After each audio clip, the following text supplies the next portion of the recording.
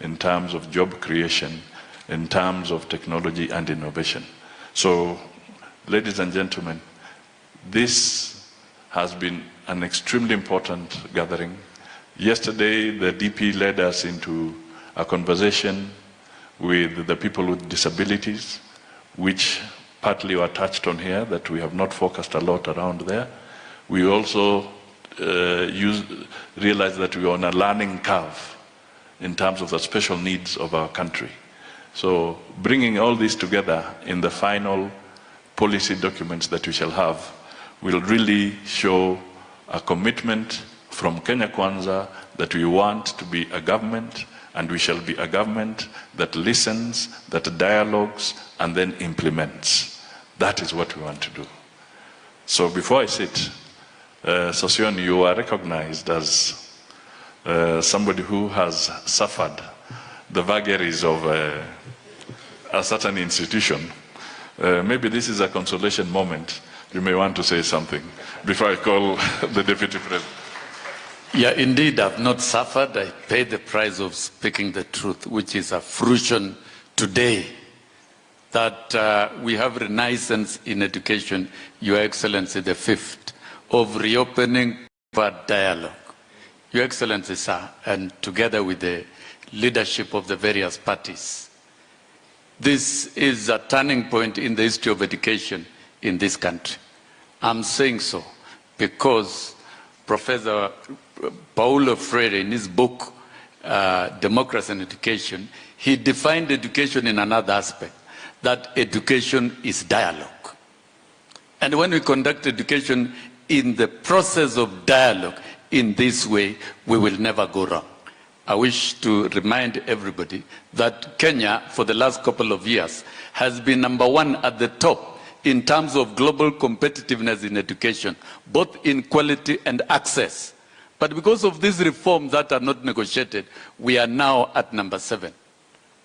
I want to tell all Kenyans, particularly teachers, and I can see KUPPET are here, I know they are here, members of KUPPET, if you can wave a bit, members of KUPPET, if you can wave a bit, they are here. Don't be intimidated. Members of NAT, if you are here, yes, and all of them are here. So the way to go is dialogue. And if we are at #7, we can come back up to #1 from this beginning. Your Excellency, we want to wish you well. And I would not wish to talk a lot. Everything has been discussed through this entire process, and the rest of the business will be during 9th of August.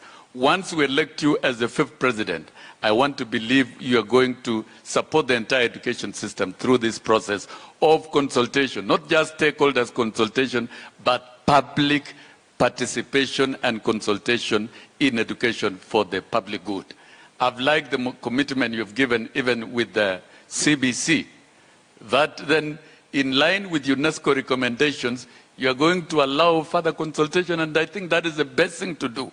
And once that is done, we will get it right. We wish you well, and I now want to appeal to all teachers in the country.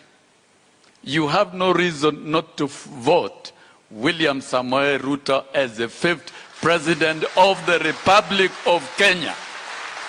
And by that statement, there is nothing wrong. If we as teachers who are progressive, those in the classrooms, and who believe in a good future, we have a God-given opportunity. The way we had with Kibaki, another Kibaki has come in the name of William Samoei Ruto. And therefore, without fear, let us campaign for Kenya Kwanza and its presidential candidate, and I'm sure through this process, we will run education system in a better way. Thank you, and may God bless all of us. Iwapo unapenda habari nazokuletea, basi subscribe kwenye channel hii ili uwe unapata uhondo kila wakati. Shukran. Billion, did I read right? 60 billion of the capitation funds. She cannot access that detail to have a proper audit and to know whether the resources have been used properly or not. It speaks volumes about the need for us to become more accountable and transparent in our dealings. Mr. Deputy President, the floor is yours. Ladies and gentlemen, can we rise up briefly and welcome the Deputy President to make his remarks. Asante sana. Thank you very much, my brother Musalia Mudavadi. Let's take our seats. First, let me take this opportunity to thank Professor Munavu, who was the chair of this education subsector, and they have worked tirelessly. I think for the last almost 4 months, they've been at this education subject.